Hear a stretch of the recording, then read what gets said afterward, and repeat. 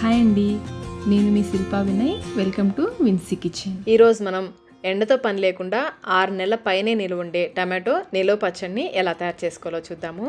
ఈ పద్ధతిలో ఒక్కసారి ట్రై చేసి చూడండి.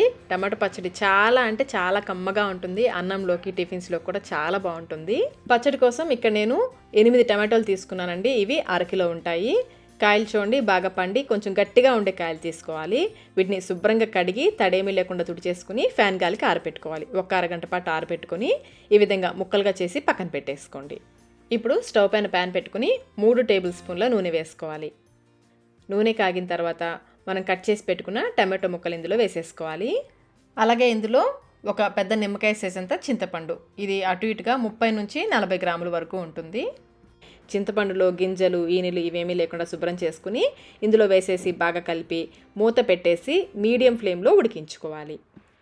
టమాటో మాడిపోకుండా మధ్య మధ్యలో కలుపుకుంటూ ఉండాలి. స్టీల్ ప్యాన్ కదండి, త్వరగా అడుగు పట్టుకుంటుంది. మధ్య మధ్యలో చూసుకుంటూ కలుపుకోవాలి. ఇలా కలిపేసి మళ్ళీ మూత పెట్టేసి మీడియం ఫ్లేమ్లోనే ఉడికించుకోవాలి. చూడండి, ఈ విధంగా కొంచెం నీరు తగ్గి దగ్గర పడేంత వరకు మూత పెట్టి ఉడికించుకోవాలి. ఇలా కొంచెం దగ్గర పడిన తర్వాత మూత పెట్టకుండా ఉడికించుకోవాలి. ఇప్పుడు ఇందులో 2 టేబుల్ స్పూన్ల కళ్ళుప్పు, 1/2 టీ స్పూన్ పసుపు కూడా వేసి కలుపుకోవాలి. మీరు సాల్ట్ వేస్తున్నట్లయితే 1.5 టేబుల్ స్పూన్ వేసుకోండి. కళ్ళుప్పు అయితే 2 టేబుల్ స్పూన్లు వేసుకోవాలి.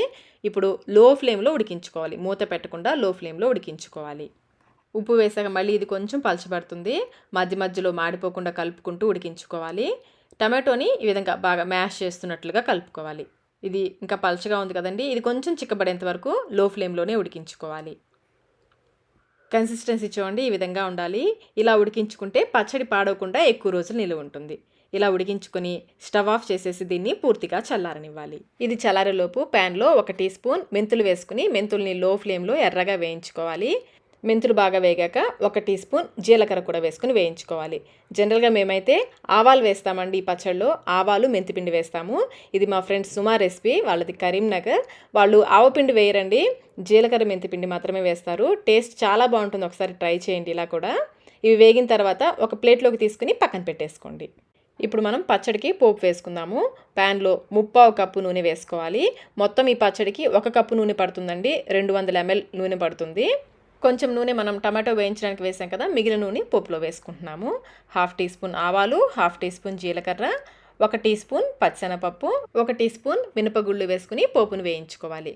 పోపుని లో ఫ్లేమ్లో బాగా ఎర్రగా వేయించుకొని స్టవ్ ఆఫ్ చేసేసి ఇప్పుడు ఇందులో 4 ఎండుమిర్చిని తుంపి వేసుకోవాలి. అలాగే 15 వెల్లుల్లి రెబ్బలు, శుభ్రంగా కడిగి ఆరబెట్టుకున్న కరివేపాకు 1 గుప్పెడు, 1/2 టీ స్పూన్ ఇంగు కూడా వేసుకుని వేయించుకోవాలి. ఈ వేడికే ఇది చక్కగా వేగిపోతుంది. ఇప్పుడు ఈ పోపుని పూర్తిగా చల్లారనివ్వాలి. ఈ పోపు చల్లారేలోపు మనం పచ్చని గ్రైండ్ చేసుకుందాము. ముందు మిక్సీ జార్లో వేయించుకున్న జీలకర్ర మెంతులు పూర్తిగా చల్లారిన తర్వాత వేసుకుని వీలైనంత మెత్తగా గ్రైండ్ చేసుకోవాలి. ఇప్పుడు ఇందులో 30 వెల్లుల్లి రెబ్బలు కూడా వేసుకుని కచ్చాపచ్చాగా గ్రైండ్ చేసుకోవాలి. ఇప్పుడు ఇందులో మనం ఉడికించి పెట్టుకున్న టమాటోని పూర్తిగా చల్లారిన తర్వాతనే వేసుకోవాలి. ఇప్పుడు ఇందులో 4 టేబుల్ స్పూన్ల కారం వేసుకోవాలి. ఇది వచ్చేసి కప్ మెజర్మెంట్లో అయితే 1/2 కప్పు ఉంటుంది. 1/2 కప్పు కారం వేసుకోవాలి. అంతా ఒకసారి బాగా కలిసేలాగా కలుపుకొని మళ్ళీ మెత్తగా గ్రైండ్ చేసుకోవాలి. మనం టమాటో వేయించేటప్పుడు ఉప్పు వేసాం కదా, దానికి తగ్గట్టుగా మనం ఇప్పుడు రుచి చూసుకొని సాల్ట్ వేసుకోవాలి. ఇక్కడ నేను మరొక టేబుల్ స్పూన్ ఉప్పు వేసి గ్రైండ్ చేస్తున్నాను. ఈ విధంగా బాగా మెత్తగా గ్రైండ్ చేసుకోవాలి. ఇప్పుడు ఈ పచ్చడిని పూర్తిగా చల్లారిన పోపులో వేసుకుని బాగా కలుపుకోవాలి. పచ్చడిలో మనం కల్లుప్పు వేసాం కాబట్టి మొత్తం మనకి 3 టేబుల్ స్పూన్ల కల్లుప్పు పట్టింది. అదే సాల్ట్ అయితే 2 టేబుల్ స్పూన్ల సాల్ట్ అయితే సరిపోతుందండి. దానికి తగ్గట్టుగా చూసుకొని వేసుకోండి. అంతేనండి, ఎండతో పని లేకుండా చేసుకునే టమాటో నిలువ పచ్చడి రెడీ అయిపోయింది. తడి తగలకుండా చూసుకుంటే 8 గ్లాస్ జార్లో స్టోర్ చేసుకుని తడి తగలకుండా చూసుకుంటే బయట అయితే 1 నెల పైనే నిలువ ఉంటుంది. అదే ఫ్రిడ్జ్లో పెట్టినట్లయితే 6 నెలల పైనే నిలువ ఉంటుంది. ఆవుపిండి వేసి చేసే టమాటో పచ్చడి రెసిపీ కూడా మన ఛానల్లో ఉందండి. ఆ రెసిపీని 24 లక్షల మంది చూసారండి. చాలామంది ట్రై చేసి మంచి ఫీడ్బ్యాక్ కూడా ఇచ్చారు. రెసిపీ లింక్ డిస్క్రిప్షన్ బాక్స్లో ఉంచుతాను, కావాలంటే ఒకసారి చూడండి. ఒకసారి జీలకర్ర మెంతిపిండి వేసి చేసే ఈ పచ్చడిని కూడా తప్పకుండా ట్రై చేయండి. టేస్ట్ చాలా బాగుంది. ట్రై చేసి మీకు టేస్ట్ ఎలా అనిపించిందో మాకు కమెంట్ రూపంలో తెలియచేయండి. ఈ వీడియో మీకు నచ్చినట్లయితే లైక్ చేయండి. మీ ఫ్రెండ్స్కి ఫ్యామిలీ మెంబర్స్కి షేర్ చేయండి. Thank you.